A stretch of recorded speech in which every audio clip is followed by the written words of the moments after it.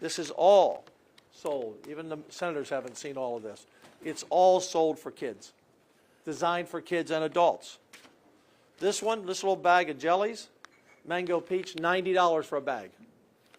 Send you sky high. We have no idea. Some of these things are so mislabeled, and the police will talk about that in a moment. No one knows what's in any of this. This is why we passed Senate Bill 3. This is why the House passed Senate Bill 3, to ban these products. Sour bells, slices. How about gummy worms? Gummy worms.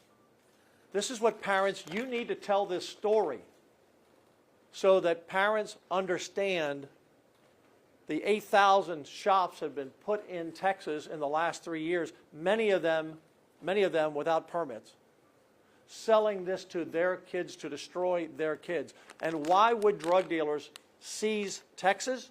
Because they found a loophole in the hemp bill, which Charles Perry will talk about. And they want to hook our generation of young people today for a lifetime of drugs. And you need to sell that story. This is what it's all about. And it's not just kids buying this. Adults buy it, give it to kids. Adults buy it for themselves. We had horrendous testimony of one 22-year-old who bought this. I don't know what product it was. I think she said wedding cake. He stepped in front of a train and got run over, killed. This is serious business. This is not Dan's folly. This is not Dan's priority. This is to save an entire generation of being hooked on drugs. And I need for you all to take this story seriously. Because does anyone want to try any of this? Would you buy anything off the shelf that you didn't know what was in it? That could change your whole mental state for the rest of your life? Would you want that? Anybody want this bag? Okay, you want it?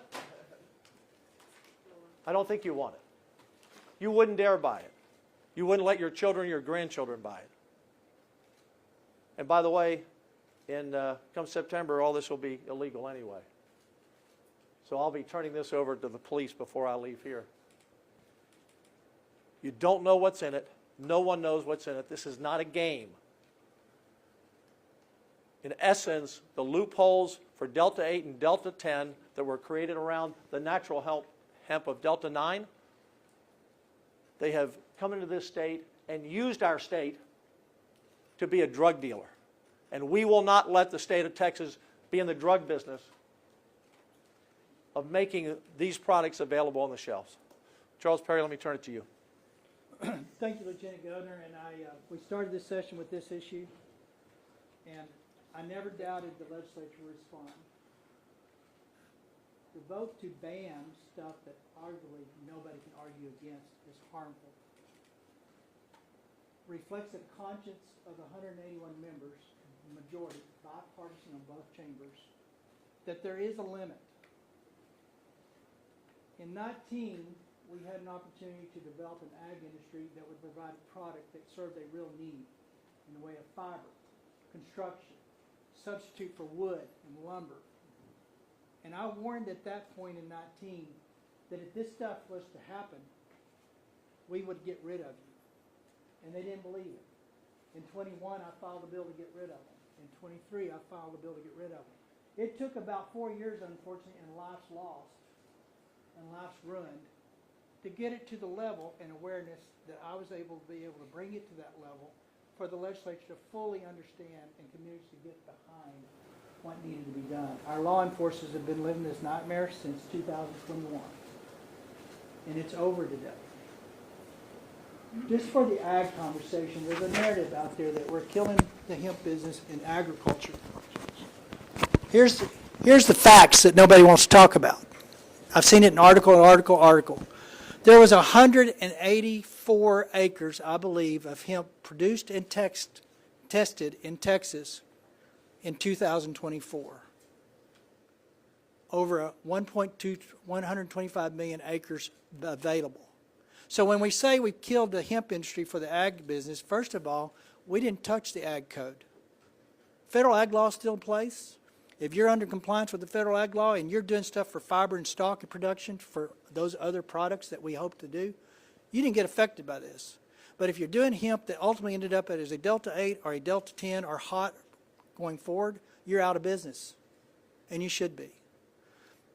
I'm proud of the way the Texas legislature took this on. This is not easy, right?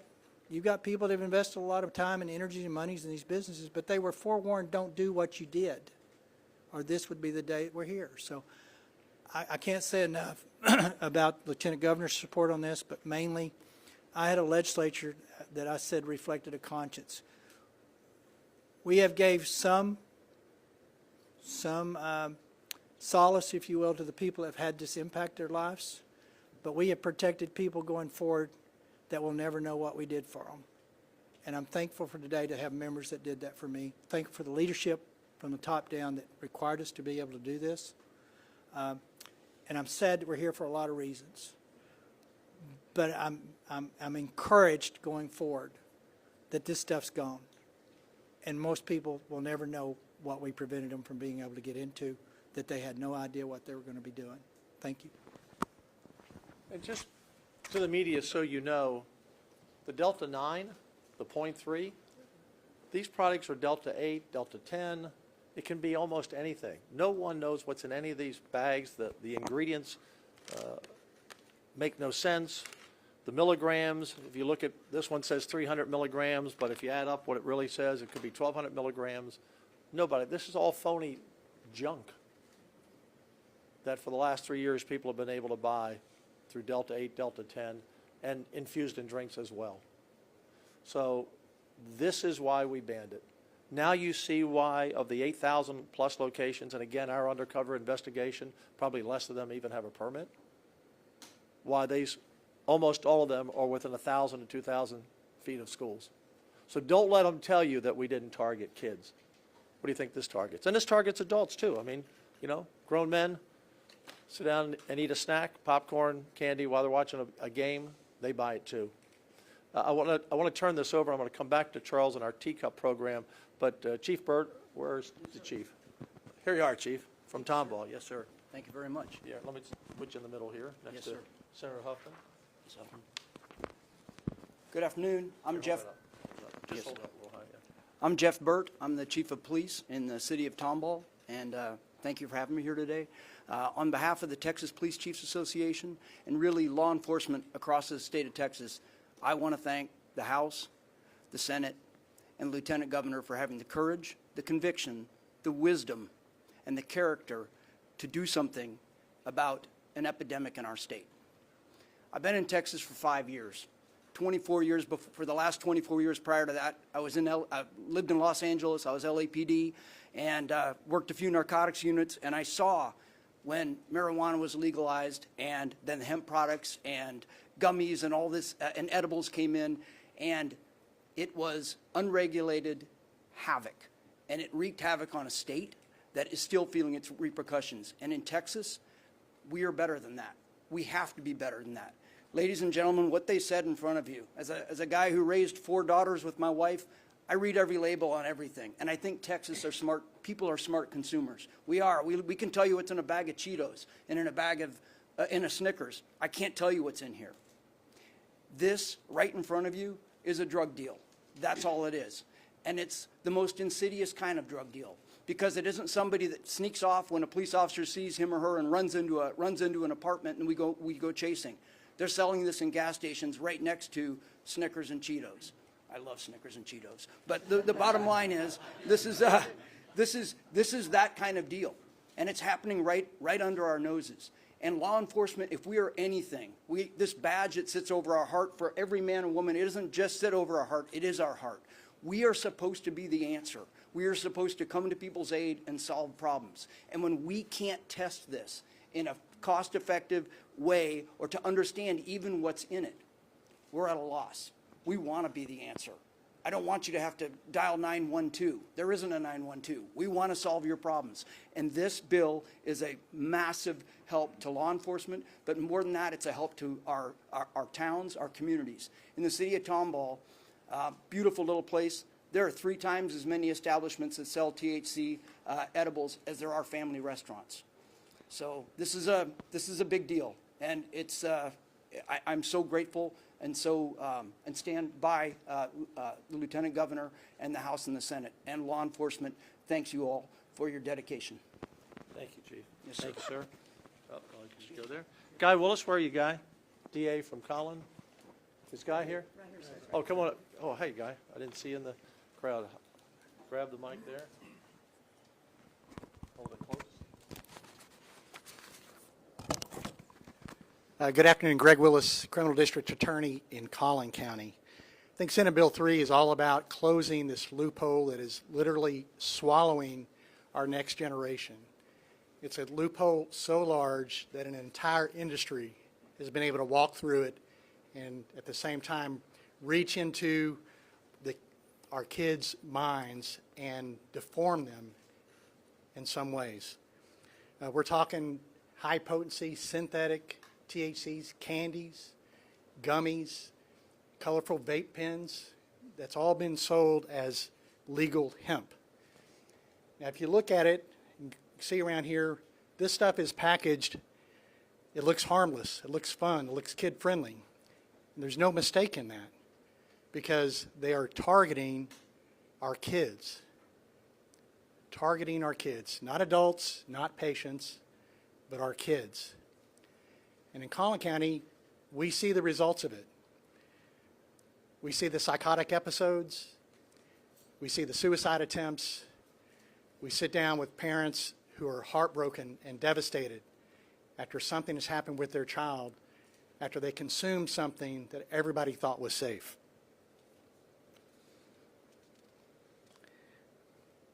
Basically, if you want to sum it up, I don't know if Senator Perry would agree with this and Lieutenant Governor Patrick, but basically, if it gets you high, it's not legal hemp.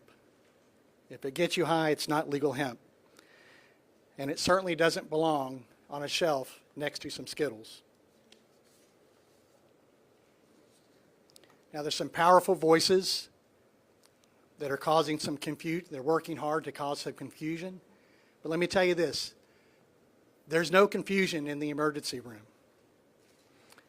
There's no confusion when a parent sits across from me, heartbroken and devastated, having no idea that their child could consume something so dangerous, and that was legal nonetheless.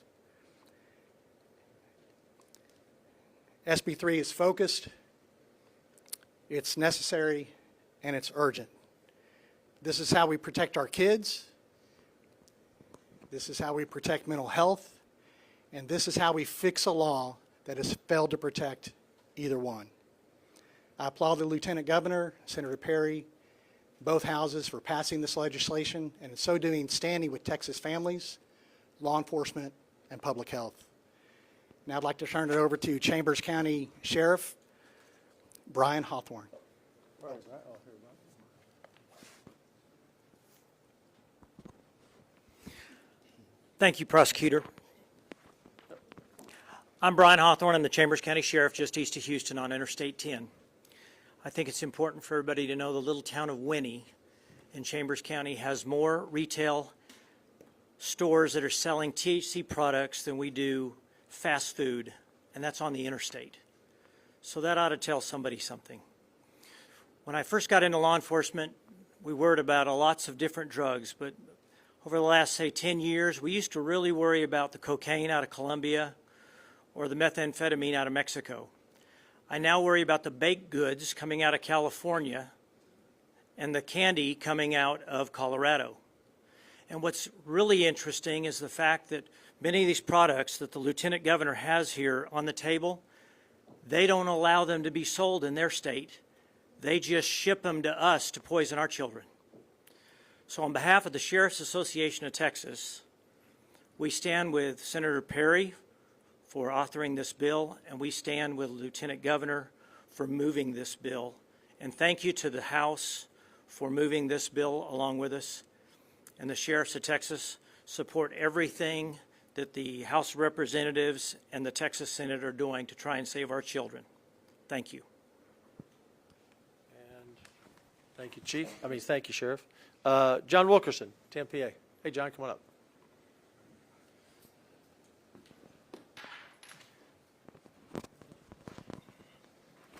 Thank you, Lieutenant Governor. My name is John Wilkerson, represent the Texas Municipal Police Association. We're the state's largest association of rank and file officers. You heard a lot about what these products are doing, but what I want to echo to you is what our members are telling us. Our members are the folks that are out there working the streets at midnight, the ones that are having to go knock on doors and give bad information to parents whose children were killed because they got involved with some of this stuff, right, that you see right here in front of you. Our members have identified that this has been a problem for a long time. And from the rank and file, we just want to say thank you, Senator Perry, thank you, senators, and more importantly, thank you, Lieutenant Governor Dan Patrick, for listening to those that are out there keeping this great state safe. Thank you. Thank you. Appreciate it. Thank you, sir. What's that cord there? Yes, sir. All right. Also want to recognize Tom Oliverson from the House, who helped us with the Compassionate Use Program. We are launching the biggest compassionate use program in the country with Charles Perry, going from 3 licenses to 12 licenses, expanding to chronic pain and terminal illness, because some people have said, well, what happens when this goes away? And you know, the people who are saying that are the people making all the profit off of this. They don't care about the health of adults or children. They care about making a profit. That's all they care about. But we wanted to respond to that. And so we have expanded that program, working with the only pain person we have in the legislature, Tom Oliverson. So we're also rolling that out at the same time through that passage. You want to make a comment, Joe?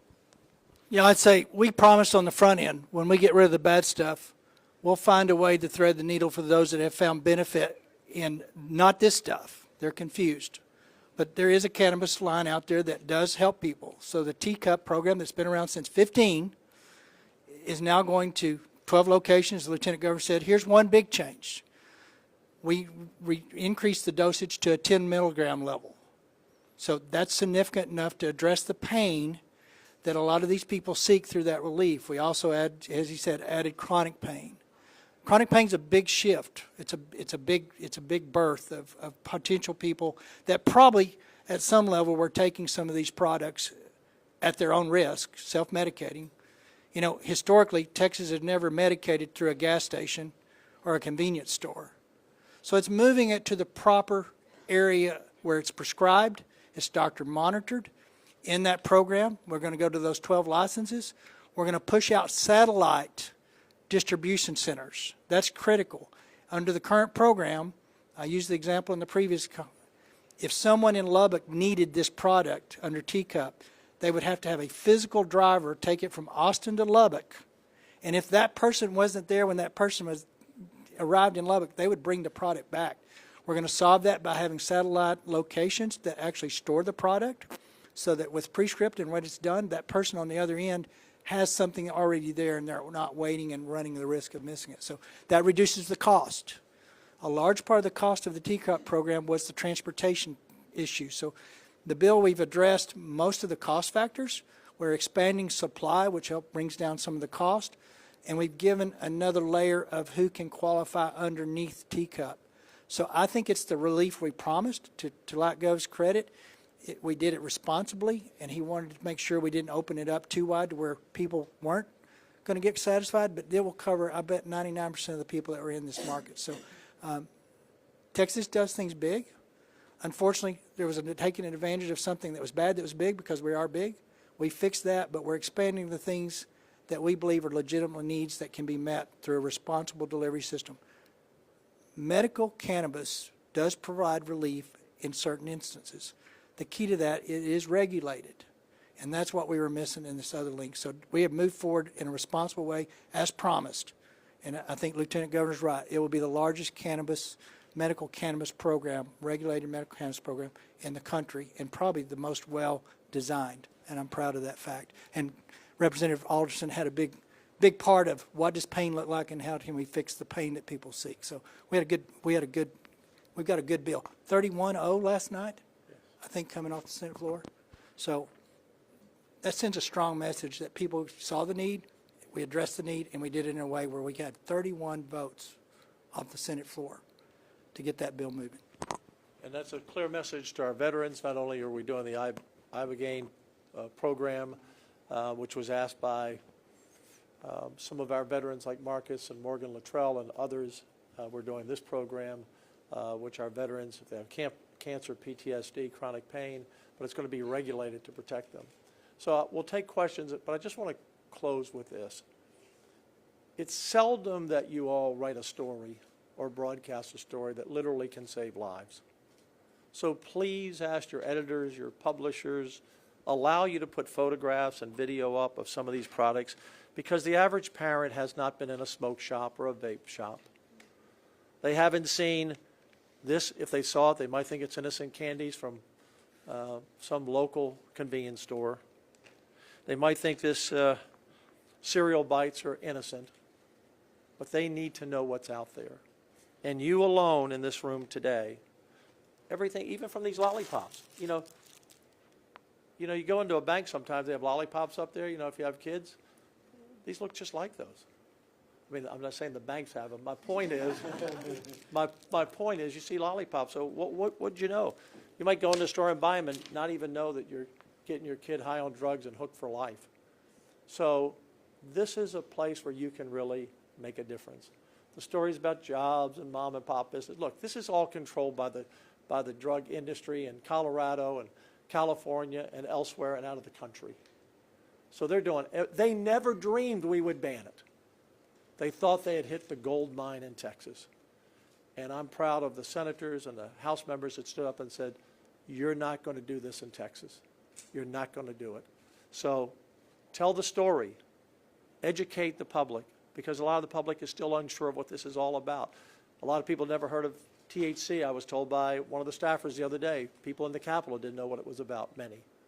So help educate the public on this, because you will be saving lives. Any questions? Are you worried about a veto? I'm not. I pass bills, the governor signs or vetoes them. I know the governor, I know where his heart is, and I know where he wants to be to protect children and adults. Lieutenant Governor, Yes. Yes. I'd love to ask, we're here on the last day that you can pass bills. Yes. And we're talking about bills that have already passed, as opposed to, say, Yeah. some of the bail reform resolutions that don't look Yeah. on track to pass in the House. Why focus on legislative battles that, for the most part, are already done? Because there's a tremendous onslaught of pressure from an $8 billion industry that has unlimited money, and they're trying to poison the story to stop this from happening. That's why, because I can tell you how effective they are, because most of you in this room, no criticism personally, most of you in this room have bought into a lot of their story. Oh, it's going to cost jobs, it's going to impact the economy, it's an $8 billion industry, oh my goodness, what's going to happen? People are going to be hooked on drugs, having to go somewhere when all this goes off the shelves. You all have been, you're part of the problem, quite frankly, because you're not telling the story. So that's why we're here. And we're here because this never happens again. That's why we're here. So that everyone knows this story. So that the parents will rally, the superintendents will rally, the principals will rally, the communities will rally. You've already seen law enforcement, they've rallied to the cause. That's why we're here. There are a lot of bills that pass in there. They're important bills. But nothing is more important than stopping a kid getting a hold of this junk. Do you understand? Do you understand, really? But how does it get stopped if it's passed? That's what the question is. Because we're going to ban it, and it's going to be because it's going to be banned. How does the ban get stopped at this point? It's on the way to the governor. Because the industry is doing everything they can to. I'm not worried about the governor. I'm worried about the pressure on the media and the general public to try to keep this going in some way and bring it back or stay alive. Look, they're all going to file lawsuits. We know that's going to happen. These are bad actors. These are people who want to kill your kids, and they don't give a damn. So we'll fight this all the way. But that's why we're here today. This might be the most important bill we pass in this session. I understand wanting to protect children, but you have grown adults who are using these products too. Yeah. Is there a way to do this where grown adults can still have access? No, look, we don't want adults having this either. What are you, crazy? You want to go home and eat a bag of this tonight? See if you're here tomorrow? We focus on kids because that's where they built the shops, but adults are buying this stuff too. Make no mistake. We want to protect the 20 and the 30 and the 40 and the 50-year-olds too. We don't want anybody buying anything off the shelf that could kill them or ruin their mental state for the rest of their lives. The young man who was 22, who stepped in front of a train after he ate some of this junk, He wasn't a kid. He was an adult. That's crazy talk. That's the kind of talk, the reason why we're here. Media that would say something as stupid as that. I'm sorry, it's just true. Questions, so we can hear you say those things. Yeah. We're just giving you the opportunity to Yes, say sir. I just want to ask about, you've spoken about the safety Yeah. aspect of this. We are here already, it's Yeah. passed. You've mentioned you're not worried about the governor. Yeah. I just want to nail this down. Have you spoken with him? Was there a big I speak with the governor every day. about this. Look, I'm not going to speak for the governor, okay? He will do what he's going to do. I have total confidence in the governor. You will know his decision when he makes it. The reason I'm here today is for you to tell the story. I'm not worried about the governor understanding it. I'm worried about you all understanding it. Lieutenant Governor, can I kind of Yeah, Rudy. away from the governor to Yeah. the chronic pain Yes. issue? That was a big part of this Yes. whole negotiation. Senator Birdwell, early on in the debate, was really worried about opening this up with chronic pain. Yeah. Are you sure that we avoided a situation with the legislation and the deal that we made with Doc up there? Yeah, look. Addressing the chronic pain, Yeah. we're not opening up Pandora's No, box. no, We're not I'm totally confident. That's why everyone said in the beginning, well, how come the Senate's not dealing with chronic pain? Because we wanted to spend time. Tom happens to be my next door neighbor. We've spent hours and hours talking about this. But all bills don't pass like that, So your message to the people who have been saying, I've been self-medicating, this has helped. Which this is stuff has dangerous. helped me. I understand what you're saying, but there are people who say, this stuff has helped me. So your message to those individuals in regards to this chronic pain deal, is that going to solve in? people who have true chronic pain as described under the Medical Practices Act are going to have real help, as Tom Oliverson would say, and he's thumbs up over there. He's the last guy that wants to see, and he's a pain doctor. He's a pain doctor. He brought the amendment to ban all of this. He doesn't want to see people self-medicate. You can't, as Charles said, you can't self-medicate yourself at a gasoline station or at a smoke shop. You can't do that. You don't know, whether you're 40 or 14, you have no idea what you're doing to your body and to your mental health. One last question. So you have applications are due next year. Yeah. It takes some time to set up for new businesses and Yeah. locations Yeah. out in the rural areas, but this stuff gets banned in September. What do Yeah. people do between September and when THC gets really examined? Charles? We're moving it forward. So, to be clear, it's TMB, Texas Medical Board's definition of chronic pain. I searched high and low to figure out who was. Multiple people gave me the definition. So it's consistent, and it addresses acute versus chronic. That's what puts the definition in there. To your question, we have currently 3 licensures. One is active, the other 2 are dormant. What we hope to do is get those guys with the satellites as soon as possible. We ought to be able to have enough rules, and DPS ought to get those guys out in the field as quick as possible. Then we add 9 more, and the first 3 are required to come through an existing 150 applicants that are sitting at DPS today. They had a 2/23 deadline. They were in the system. They've been sitting there waiting for approval. So that's the low-hanging pool, if you will, to pull the next 3 from for sure. We did not prohibit the DPS from using all of the 9 there. We gave them the flexibility to open it up if they didn't find the people in those groups they needed. So the next 3 are supposed to be in place, I believe, by April 1st of 26. The first 3 are October 1 of 25, and then the next 6 are going to be by April 1st of 26. So if we're successful in getting those 3 locations out of the 150 plus the 3 we have, and there's a concerted effort to deploy those satellites, you will see an impact regionally. The idea here is nobody's going to be within a long distance of trying to find those. But we have 3. 2 of them will get reactivated. The one that's very active is ready to go. Those satellites will be rules propagated and in place, I hope, by mid-October. It shouldn't take that long. And the new ones, we've given them an extra about a year, April, I think, 1. So we're going to move it as fast as we can. Those are deadlines, right? Hopefully they'll get it done quicker because they know this is a priority of the state. So we're going to be there as quick as we can. We've got some headway with some of the existings, plus the next 3 come out of a group that's already been vetted, if you will. Thank you all. Thank you all for coming. Appreciate it. Don't take anything with you. Okay? Who bought it? Did your office buy all this? I have shoppers. Let's just put it that way. I didn't ask him, but in 50% of the stories and shops, they weren't carding people.